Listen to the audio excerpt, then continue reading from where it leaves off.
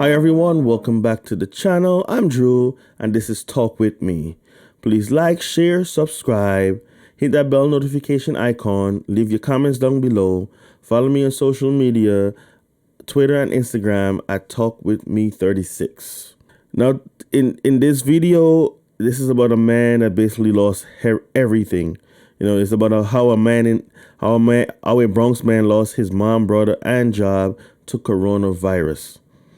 This is coming from Pix 11. Shout out to them. I used to watch them basically every single morning. I haven't watched them in a long time because I'm not really up on the news like that. But I ran into this article and I just said, you know what, I'm gonna do a video on this. Now, if you listen to my videos, you know I started, so you know, I'm sorry if anybody don't like it because I started. I can't help it. This is how I've been my whole life.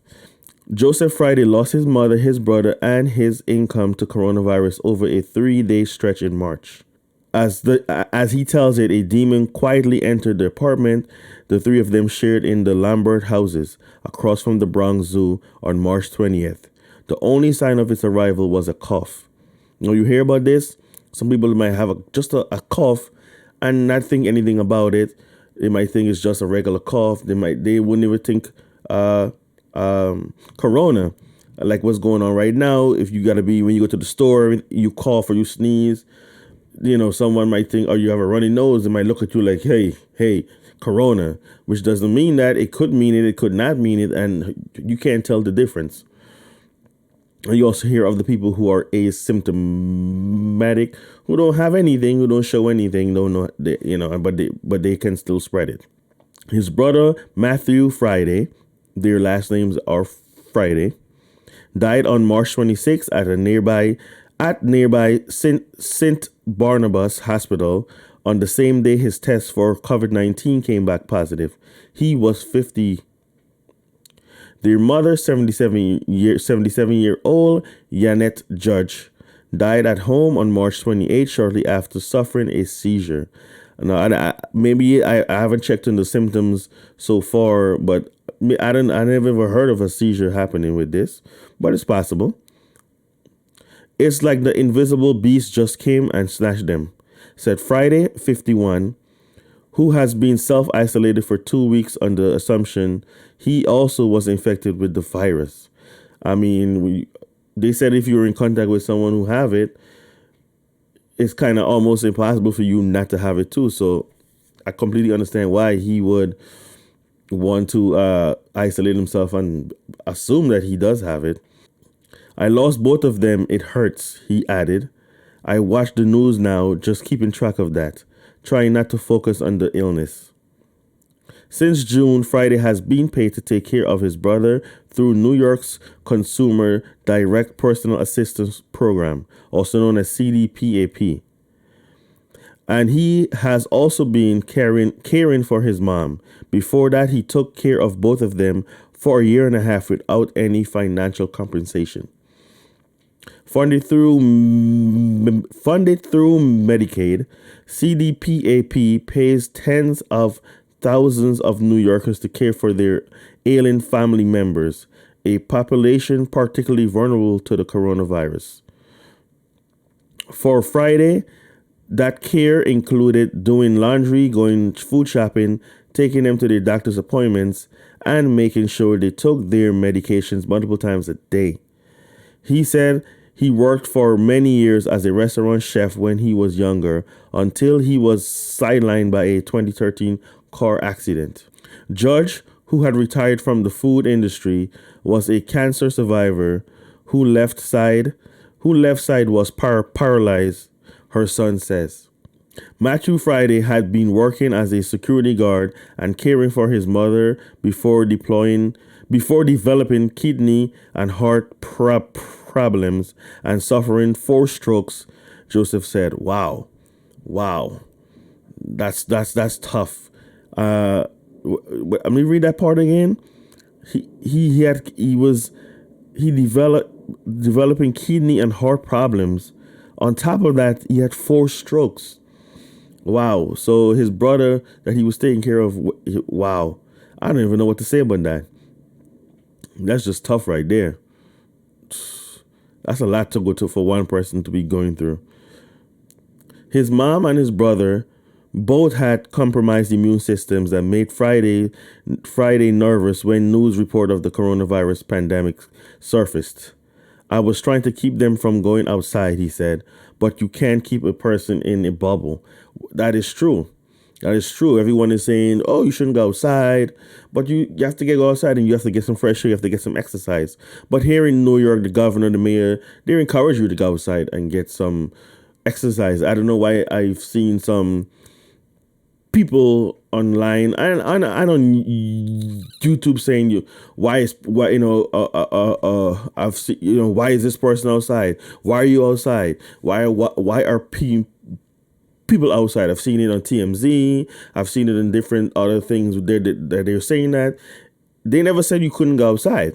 They say you can go get your essential needs, the pharmacy, you can go to the supermarket, you can go here, and unlike the people probably at TMZ or other places, a lot of us don't have the money to be ordering deliveries online. You need, if you like Amazon, like Amazon Fresh or Peapod or all of these places, you need a membership.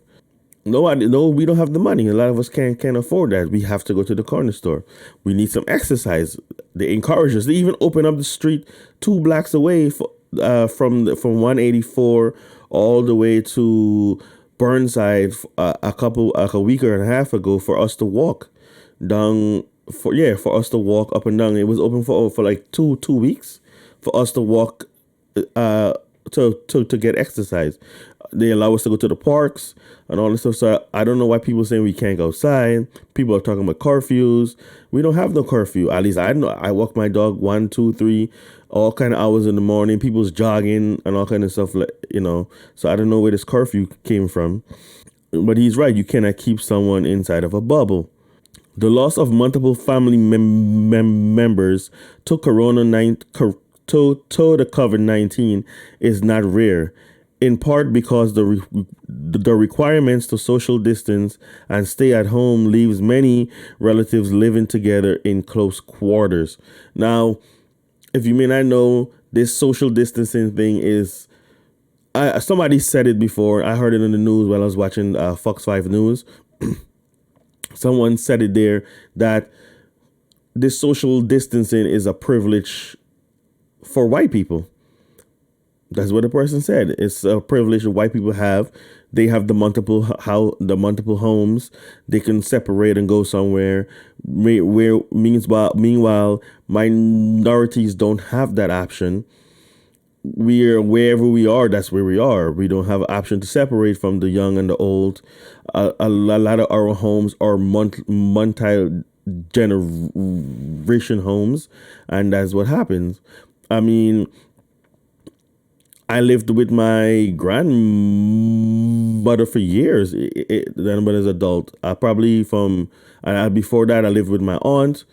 I mean, I paid my way and everything, but I lived with someone, and I didn't have any choice to go anywhere else, especially here in New York, where rent is very expensive. A one bedroom apartment these days are going for like $1,700, and the money you making you can't afford that. So you have a lot of money, and it's not just here; it's basically everywhere. A lot of minorities live in multi-generation homes where sometimes the grandparents is raising the grandkids and stuff like that. So you don't have that separation. So they tell you to stay away from old folks. You can't, because you live with them. So that's that is a true statement right there. So for the requirements. And then recently they're talking about the 6 feet might not even be enough, because some study came on that it can go up to 13 feet from, so this 6 feet is not even enough. In recent days, similar stories of tragedy within families have emerged, of inseparable twin sisters, a mother and son, and of a woman who lost her husband and son. For Friday family, for the Friday family, Matthew first developed the telltale cough, which spread to all three of them within days. On March 24, Matthew fell to the floor when he was returning from the bathroom. He insists he had only tripped and didn't want to go to the hospital, Joseph said. But the following day, Matthew couldn't move out of his chair. So Joseph called 911 and the emergency medical workers took Matthew to St. Barnabas Hospital. The next day, they called me and they told me that his heart stopped, Joseph said. The sadness over his brother's death was magnified by the news that Matthew had tested positive for COVID-19. Meanwhile, their mother was getting increasingly sick, and now Joseph knew that in all likelihood she has the virus too. The following night, the judge had a seizure and began to foam at the mouth. By the time emergency responders arrived, she was no longer breathing, according to Joseph. He said the paramedics worked on her for nearly 20 minutes but couldn't revive her. It took the medical examiner's office until the next day to receive George's body, said Joseph. They left her there for a good 8 hours, 9 hours, he said. They left her there in the house. That's what kept me breaking down. Every time I seen her, I just kept breaking down. This sounds to me like what's going on in Ecuador right now, where the bodies are being left in homes or on the street sidewalks. It's crazy with what's going on there and other parts of the world. And I think it's due to the fact that the morgues are full. They probably don't have no places to put them. You see all these refrigerated trucks where they are putting the bodies, and I think even those are filling up. And being that we can't actually bury someone now, we have to wait. And there was a story that came out that it's being said that they're trying to bury them in parks, which would make no sense. If they do something like that, that'll be crazy. But the governor and I believe the mayor debunked that, said that was not going, that was not in any plan. Workers from the city medical examiner's office took George's body out of the apartment in a black bag on March 28th. Joseph called us and told us, I didn't know that they were sick, said his older sister, Deborah Watkins, who lives in Buffalo. They also have a 57-year-old brother, Anthony Judge, who is in a nursing and rehabilitation home in Norwood. It's a nightmare because you didn't get to say goodbye, added Watkins, 61, a former state corrections official. It's like, what are you talking about? How can this be true? People aren't supposed to go like that. The first case of coronavirus in the city was confirmed on March 1st, there's also reports now that may not be, people may have had it about weeks before the first case even happened. And that is coming that New York State here, we mainly got ours from Europe, from, I'm guessing, people who travel there, and from the tourists, which is not surprising to me, being that we get a lot of tourists from Europe. So that was not surprising. In a healthcare worker, yes, was confirmed on March 1st in a healthcare worker who had traveled back from Iran. Although researchers believe that the virus circulated in New York City area even earlier.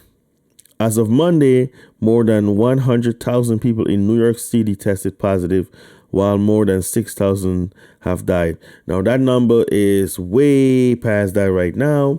I believe New York State has over 200,000 and I think yesterday they confirmed the total number was at over 10,800. So the numbers are growing.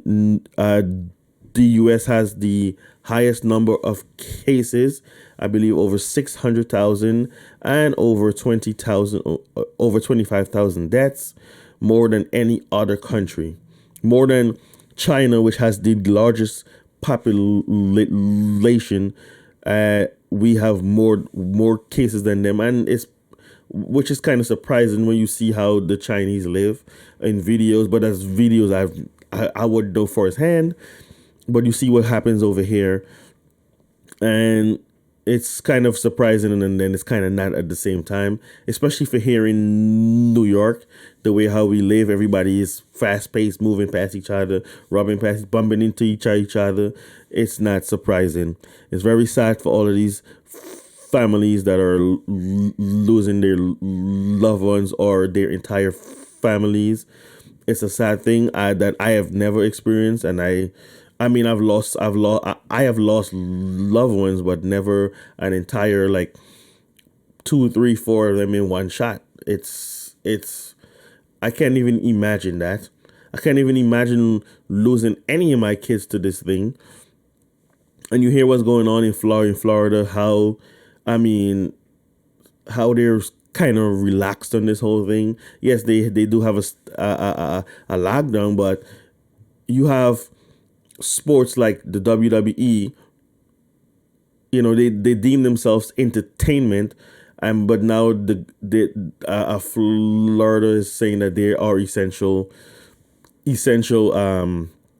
entertainment as long as it's live, which kind of makes no sense because baseball is shut down, basketball is shut down, football is shut down. The XFL had to be shut down. Probably won't even come back, so they shut that down. Tennis, a sport where people are not even in close contact with each other. One person is on one side of the field and the other person is on the other side. There's a net in between them. They're hitting the ball, and that is shut down. Golf is shut down. People that's not a contact sport. So how is WWE an essential thing where people are on top of each other? That don't make no sense. And just this Monday Night Raw here, I just turned in to see because I heard about it. I started to see you have three commentators right next to each other in an empty arena, no fans.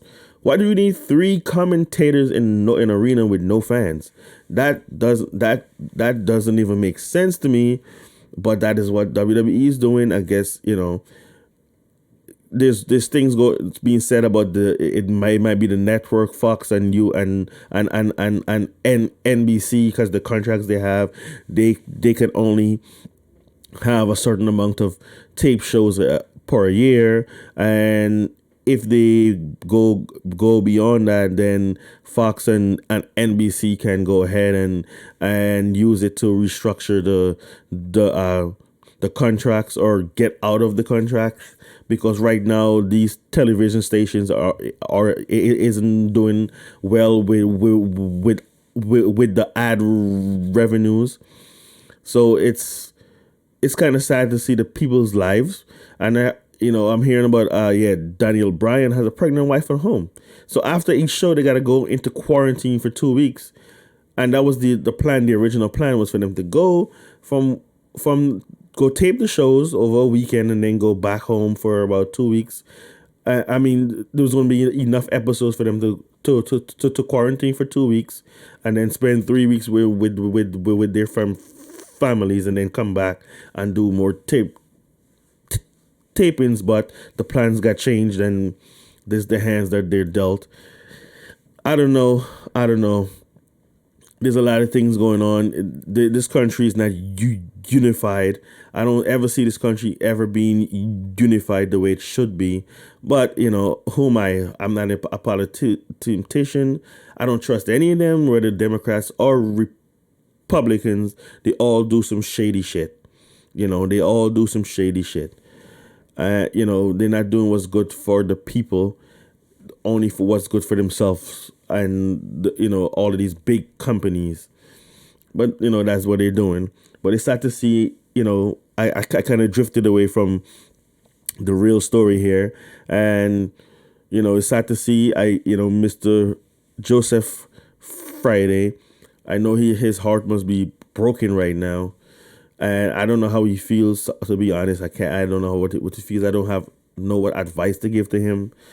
Who knows if he will even see my video? He's just watching the news. I can't rush the news like that right now. I'm like sick of hearing about all of this stuff. My girl is kind of obsessed with it. Because she has an underlying issue. She does have asthma, so she's kind of glued and obsessed and constantly on her phone, constantly watching the news. And I have to leave the room at times because it's too much for me. I can't, like, I'm not a warrior. I'm not a guy who worries and panics or any of those things. So for me, it's like, hey, I don't want to hear about this all the time. And, you know, and I understand why she's doing that. But, I don't want I don't want her to get this thing. I don't want my kids to have it. So we limit how much we go outside. The only time I go outside now is to walk the dog, even though I should go walk here and there. But I try to stay, and then because I can't wear the mask, because I can't wear the mask because I have a breathing issue and a cartilage issue where I only breathe through one side. It's hard when I put the mask on, being that the only one side is doing all the work. It's like I'm so suffocating and I can't breathe, so I don't wear the mask. Now, this video is actually longer than I want it to be, so I'm going to end it right here. But before I go, please like, share, subscribe. Leave your comments down below. Don't forget to hit that bell notification icon. Follow me, Twitter or Instagram or both at TalkWithMe36. See you guys in the next video. Peace.